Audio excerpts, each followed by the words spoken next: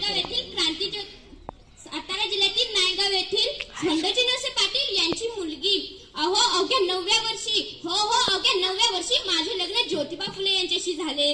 तेव्हा मला लिहायला वाचायला येत नव्हते, पण ज्योतिबांना लिहायला वाचायला येत होते. यापुढे काय झाले मी तुम्हाला सांगते. होय, मी सावित्री ज्योतिबा फुले बोलते.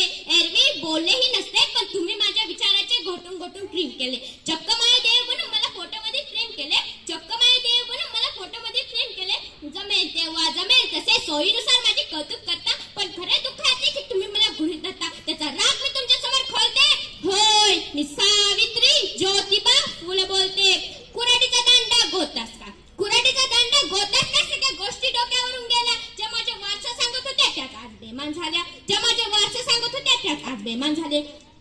असे होईल मला काय माहित. मला कुठे पुढचे दिसले होते. एका वेगळ्या जगासाठी मी शिव्या शाप दगडाबरोबर शेणी सोसले होते. तुमच्या शब्द सांगायचे तर रात्रंदिवस घासले होते हो मी. आज मी कसले घाव झेलते. होय, मी सावित्री ज्योतिबा फुले बोलते. ही काही उपकाराची भाषा नाही. आजच्या बाजारू समस्येसारखा हा बँडबाजा अगरताशा नाही. मी विसरून गेले होते की आम्ही कोणकोणते विष पचवले होते.